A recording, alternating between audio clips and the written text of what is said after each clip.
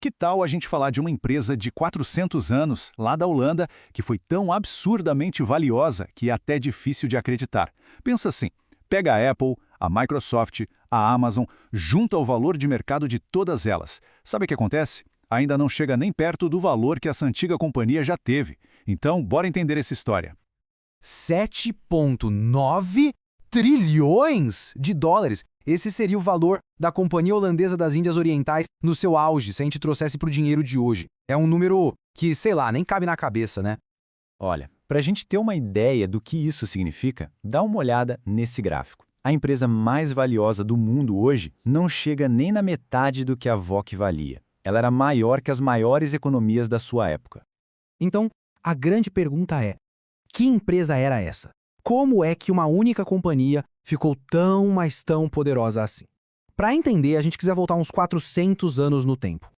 A história toda começa com uma luta desesperada pela sobrevivência. Imagina só, os Países Baixos, uma nação pequenininha, encurralada, lutando para se manter independente da maior superpotência da época, a União de Espanha e Portugal. Pois é, em 1580, a Espanha basicamente engole Portugal. E de repente, eles viram um império global quase imbatível. Os holandeses sacaram que só com canhão não ia dar. Então, em 1602, eles criam uma arma completamente nova. Uma que misturava o poder do Estado com o capital privado. A VOC. E aqui está o pulo do gato. A VOC não era só uma empresa de comércio. De jeito nenhum. Ela era a fusão perfeita entre a ambição de um país e o dinheiro do povo. Era um instrumento de guerra, com navios armados e exércitos, só que financiado por cidadãos comuns. Uma ideia que permitiu que qualquer um pudesse investir e, claro, lucrar com a expansão do império. Só que para construir essa máquina, essa arma econômica, a VOC teve que inventar as ferramentas do zero. E fazendo isso, eles criaram as bases do capitalismo que a gente conhece hoje. Tudo começou com a primeira oferta pública inicial da história, o famoso IPO. Em 1602, a VOC abriu as portas e deixou qualquer cidadão comprar um pedacinho da empresa. Pela primeira vez, o público podia bancar diretamente a guerra econômica do seu país, e o dinheiro simplesmente jorrou. Mas é claro que as pessoas tinham medo. E se o navio afundasse? E se tudo desse errado? A resposta dos holandeses para esse medo foi uma inovação jurídica simplesmente genial: a responsabilidade limitada. E a mudança que isso provocou foi brutal. Antes, se o negócio quebrasse, o investidor podia perder tudo: a casa, os bens, a vida. Depois, o risco era limitado só ao dinheiro que foi investido. Essa simples mudança destravou uma onda de confiança e de capital que o mundo nunca tinha visto. E a partir daí, as inovações não pararam mais.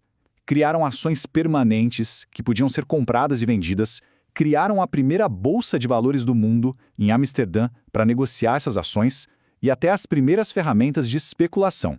Basicamente, eles escreveram um manual que o Wall Street usa até hoje.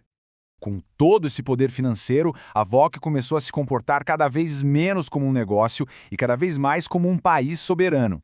O contrato de fundação da empresa deu a ela poderes incríveis, impensáveis hoje em dia. A VOC podia assinar tratados, declarar guerra, conquistar territórios e governar colônias inteiras. As decisões saíam da sala de reunião de uma empresa, mas tinham o peso de uma bandeira nacional. E a escala era simplesmente gigantesca. No auge, a gente está falando de uns 150 navios, 50 mil funcionários pelo mundo e um exército particular de 10 mil soldados. Isso não era uma empresa à margem do Estado, era uma potência global por si só. E por trás disso tudo, tinha um parceiro silencioso, a Casa de Orange. Uma dinastia nobre que, sem um reino formal para governar, viu nos mercados um novo jeito de ter poder. Eles não administravam a VOC, mas investiram pesado nela e atrelaram o futuro da família ao sucesso da companhia. Esse modelo de misturar capital e poder de Estado não ficou só nos Países Baixos. Ele virou um projeto global, que se espalhou pelo mundo. Mas essa expansão teve um lado muito, mas muito sombrio. E o preço foi altíssimo.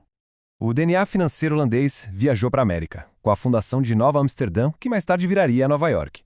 E foi exportado para a Inglaterra quando o holandês da Casa de Orange virou rei por lá, ajudando a criar o Banco da Inglaterra e a remodelar as finanças britânicas para sempre.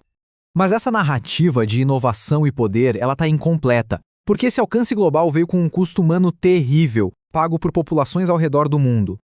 A busca por lucro levou a atrocidades que são difíceis até de descrever. O massacre das Ilhas Bandas, por exemplo, exterminou quase toda a população local, tudo para controlar o comércio de noz moscada. A gente está falando de trabalho forçado, de supressão violenta e de outros massacres.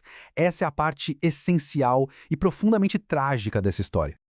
Você acabou quebrando no final do século XVIII, mas a sua arquitetura, essa fusão de finanças e poder, sobreviveu, se transformou e continua a moldar o nosso mundo. Hoje, os Países Baixos não são mais um império marítimo, mas sim um império financeiro. E os números são impressionantes. É um centro global de capital, com trilhões de dólares em investimentos fluindo para dentro e para fora do país. E os herdeiros diretos desse modelo ainda estão por aí.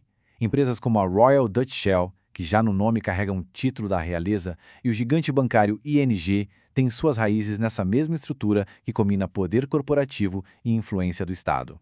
Então, no fim das contas, a grande lição da VOC e da Casa de Orange, que ecoa até hoje, é que poder e capital são inseparáveis. Eles criaram um sistema onde a guerra, o comércio e as finanças se movem juntos, como uma coisa só.